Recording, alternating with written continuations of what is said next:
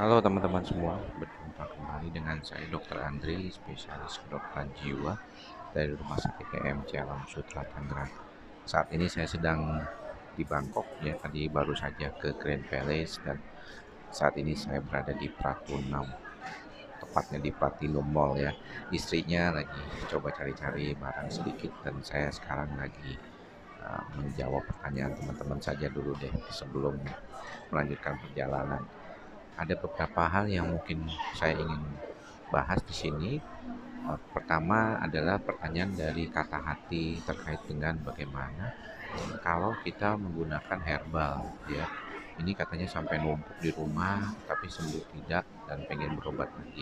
Betul, ada beberapa kondisi terkait dengan penggunaan herbal itu problemnya adalah si herbal ini tidak punya basic dalam penelitian yang berskala besar ya. Jadi kalau misalnya testimonial atau penelitian berskala kecil mungkin hanya sekitar 100-200 orang, dia mendapatkan perbaikan, itu tidak bisa dianggap sebagai suatu kondisi perbaikan. Jadi mengapa obat dokter itu ya, obat dokter jiwa dalam hal ini itu disarankan diminum daripada obat herbal, karena penggunaan obat herbal itu tidak ada bukti ilmiah yang cukup mendukung untuk penelitian dalam penggunaannya, sehingga tidak semua akan mendapatkan efek. Bahkan dalam penggunaan obat psikiatri pun itu juga tidak semuanya sama kan efeknya. Ada sebagian yang membaik, tapi ada juga yang tidak. Dengan obat A ada yang pakai obat B baik, tapi pakai obat A nggak baik gitu ya. Itu memang beda-beda. Nah, sensasi-sensasi seperti yang dialami, bergoyang, susah ibadah, susah fokus, terkadang ini yang membuat banyak pasien kemudian berpikir apakah kondisi seperti ini merupakan salah satu hal yang perlu diperhatikan berkaitan dengan bagaimana peran dari kita sendiri untuk mengatasi. Fokus utamanya memang gejala itu yang harus dibantu, yaitu dengan menggunakan pengobatan sesuai dengan gejala. Tapi dalam jangka panjang biasanya itu tidak begitu ya. Biasanya nanti kita akan lihat sebenarnya dasar dia mengalami gejala itu karena apa gitu. Kalau soal mengontrol emosi yang berlebihan, memang ini sangat menarik ya. Kebanyakan dari kita mungkin punya masalah terkait dengan hal ini. Terkadang karena kita tahu bahwa kondisi emosi ini berkaitan dengan banyak faktor. Bisa karena kita depresi ya. Kalau depresi itu ada yang bawaannya jadi lebih marah-marah, kesel, tidak mau ngapa-ngapain gitu ya. Rasanya tuh jadi lebih gampang tersinggung. Orang cemas juga begitu. Banyak orang cemas itu merasa lebih gampang tersinggung daripada orang yang lain ya. Itu yang membuat seringkali jadi masalah juga. Pada beberapa kasus kita sering temukan tuh problem-problem seperti kesulitan menahan emosi, gampang tersinggung, gampang marah, terutama juga oleh pasangan ya, atau orang-orang terdekat pasien. Dan juga banyak faktor-faktor tertentu lainnya yang berkaitan dengan gangguan emosional ya. Emosional ini terkait juga dengan gangguan kepribadian ya. Beberapa orang dengan gangguan kepribadian tertentu juga mengalami masalah seperti kayak borderline personality, mood dysregulation syndrome ya. Banyak di antara mereka mengalami masalah juga.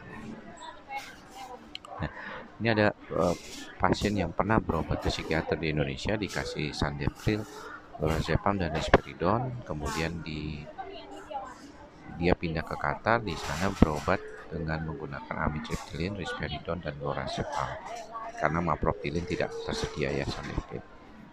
Kalau lebih enak pakai obat yang dari psikiater di Indonesia memang agak sedikit berbeda ya. Amitriptyline dengan Sandepril walaupun sama-sama golongan, bukan beda juga sebenarnya, tetrasiklik. Kalau Sandepril, amitriptyline trisiklik, itu sebenarnya cukup berbeda ya. Ini yang mungkin harus diperhatikan, memang nggak bisa sama. Tapi basicnya sebenarnya mirip karena punya efek di serotonin dan norepinefrin. Jadi mungkin di awal aja ada problem, tapi selanjutnya tidak demikian.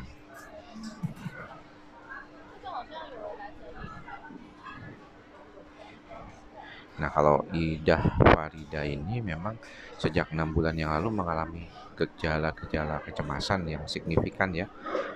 Ketakutan berlebihan akan mati, sering sakit kepala di pundak dan leher, punya sakit mah, tiba-tiba keliengan, ketakutan ya, sering persekian detik mengalami pikiran negatif. Ini khas sekali, ini adalah gangguan kecemasan ya, dan harus diperbaiki apalagi kalau dia ada gejala-gejala yang signifikan terkait dengan kecemasan berulang. Ini perlu diperhatikan juga. Jadi kadang-kadang kita harus belajar bagaimana memahami kondisi seperti ini. Ini udah pernah saya jawab juga. Nah, kalau misalnya makan obat bersamaan ini banyak pasien yang suka merasa apakah saya bisa makan obat itu bersama-sama bareng-bareng antara obat psikiater dengan obat lainnya. Nah, kalau untuk obat-obat tertentu memang tidak masalah ya. Obat-obatan psikiater saya rasa punya kemampuan untuk membantu tanpa harus berinteraksi dengan obat lainnya secara berlebihan ya. Tapi memang kalau untuk obat seperti pengencer darah seperti clopidogrel, aspirin, aspilet itu ya memang tidak disarankan bareng dengan obat antidepresan golongan serotonin seperti serotonin selective inhibitor ya, contohnya fluoxetine, sertralin, escitalopram. Mereknya banyak macam ya, tapi intinya isinya itu. Kemudian juga obat lain yang uh, berkaitan tuh biasanya obat MAH. Obat MAH itu seringkali kita tidak sarankan, terutama yang golongan adalah yang khususnya untuk antasida. Ya, antasida sukralfat karena nanti efek itu berkurang dia. Efek dari obat antidepresannya kalau dicampur bersama antasida. Itu yang mungkin perlu diperhatikan. Ini ada pasiennya usia masih muda dan senario 28 tahun pernah masuk rumah sakit karena debar-debar dan seperti mau pingsan. Sekarang check up ke spesialis jantung, secara fisik sehat, tetapi ada trauma. Nah, ini memang trauma akibat gangguan kecemasan ini menjadi salah satu faktor yang penting mengapa banyak orang akhirnya walaupun gejalanya itu sudah tidak datang lagi, seringkali mengalami pikiran berulang terkait kekhawatiran akannya kondisi yang datang lagi. Itulah mengapa mungkin ada istilah traumatic event atau pikiran negatif yang berulang ini berkaitan dengan kejadian yang pasien alami saat dia mengalami kondisi tersebut. Jadi dia ketakutan setengah mati tuh, nanti kenapa-napa, khawatir kalau misalnya bisa bikin mati gitu ya, atau uh, kehilangan apa ya, kendali terhadap tubuhnya saat dia sendirian. Makanya di awal-awal pasien depresi mungkin berani sendirian, malah kepengen sendirian. Tapi kalau pasien cemas takut ya kemana-mana, apalagi yang pernah panic attack biasanya takut, dia khawatir sekali kalau ada sesuatu yang bisa membuatnya dia bermasalah.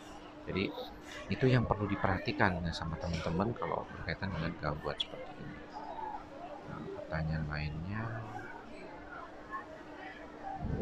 nah belajar dan mengulang-ulang di bagian terapi ikhlas, ternyata saya belum pada rasanya nyaman di tempat kerja saya. Saya merasa tertekan ya, dan kejadian ini terus berulang saat saya berangkat kerja dan saat saya ada di pekerjaan tersebut. Apakah yang harus saya cuti? Sebenarnya gini, yang penting bukan hanya kita melihat masalahnya itu dari pekerjaannya doang, tapi juga bagaimana kita punya kemampuan untuk mengatasi situasi tersebut.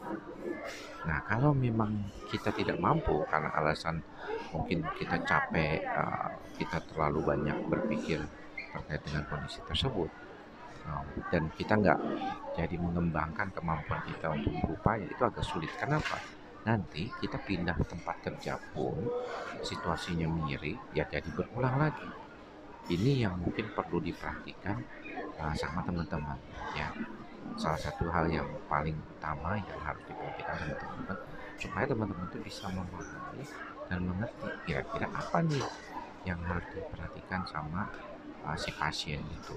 Karena kalau enggak nanti dia berputar-putar kayak orang bingung, Ya, nanti di tempat satu lagi dia bermasalah, di sini dia bermasalah, ntar dia pindah dia nyesel, ternyata pekerjaan sebelumnya itu lebih enak gitu. Jadi ini yang mungkin perlu perhatian sama teman-teman sebelum memutuskan. Ya, karena banyak banget pertanyaan seperti ini. Bahkan si pasien minta surat cuti gitu ya, ternyata percuma juga gitu ya. Malah nantinya rekomendasi dari tempat kerjanya kurang bagus karena dianggap tidak tahan terhadap tekanan. Kita harus paham ya teman-teman bahwa tidak semua orang yang mengalami masalah kejiwaan itu bisa diterima dengan baik di dalam lingkungannya. Banyak dari kita itu yang mungkin belum siap atau tidak siap menerima bahwa ada orang-orang yang bisa mengalami gangguan kejiwaan. Dikiranya semua orang itu akan sama ya, sama seperti kita yang misalnya kuat gitu ya. Dan ternyata dia belum bisa terima kalau ada orang yang tidak kuat seperti itu.